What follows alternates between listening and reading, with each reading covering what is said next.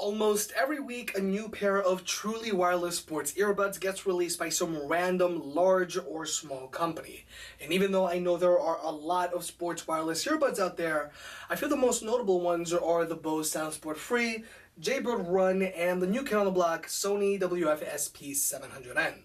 Let's see which of these are the best sports wireless earbuds, and let's see if they're even worth the money. Just to be clear, this isn't a full review on either of these earphones. I'm just trying to point out the most important differences between them so I can help you with your purchase decision. If you want to learn more about either of these earphones, then watch their full reviews.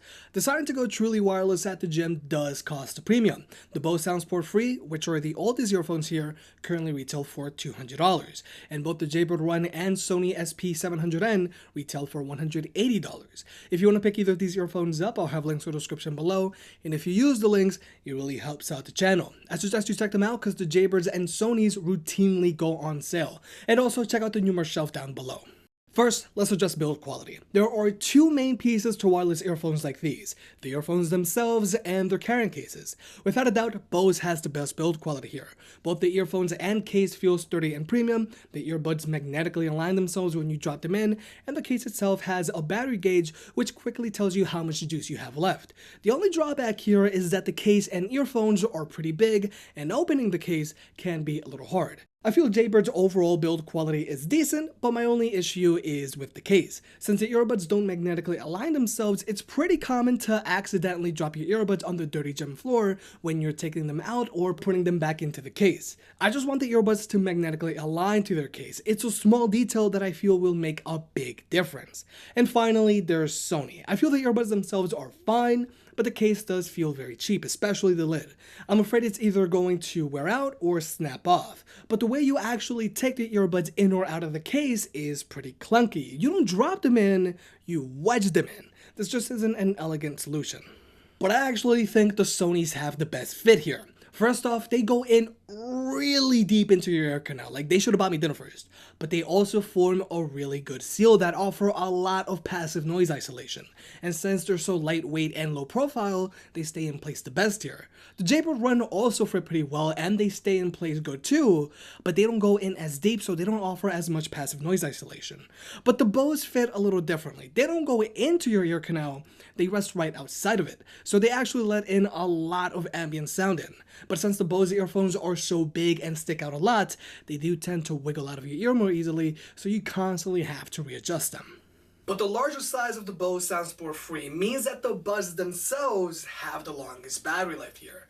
The buds themselves can hold a 5-hour charge, whereas the Run's buds can hold a 4-hour charge, and Sony's buds can only hold a 3-hour charge, and all of their respective cases can hold 2 additional charges. The larger size of the Bose SoundSport Free means you also actually get a full set of media controls on the right earbud.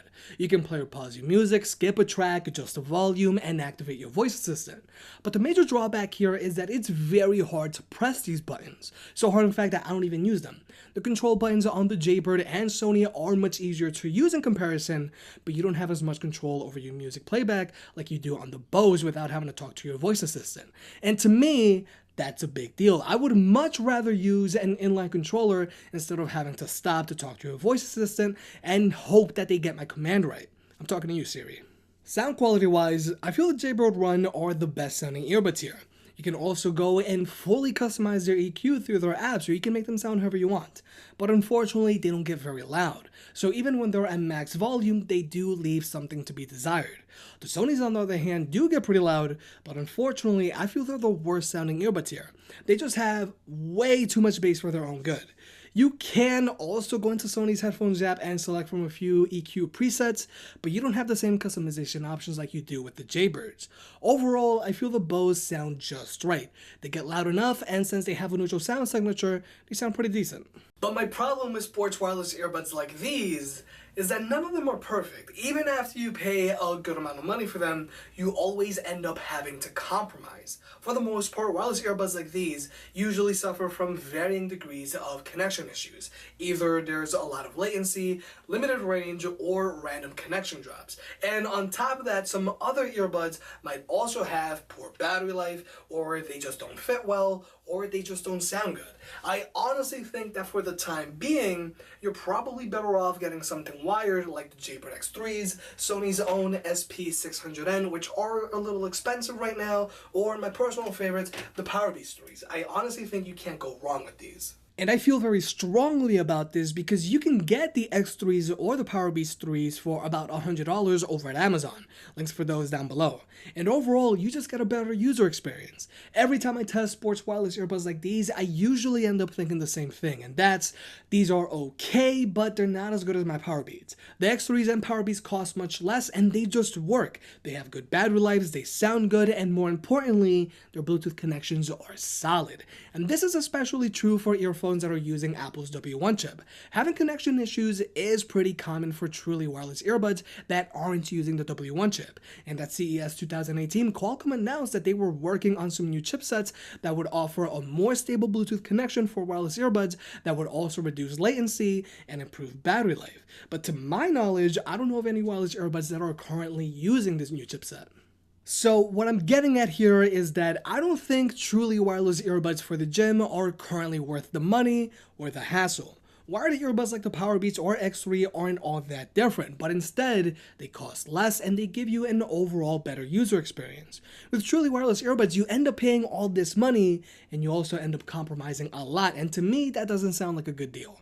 Now, with the next Apple event a few months away, I wouldn't be surprised if Apple announced a truly wireless version of their Powerbeats 3, and I wouldn't be surprised if they initially retail for $300. But for right now, since the Powerbeats 3 are forever on sale over at Amazon, I don't think you can go wrong with them. If you made it this far, I guess you enjoyed the video, so hit that like button and get subscribed. It helps out more than you realize. Support the channel by clicking on the links down below, and I'll catch you next time.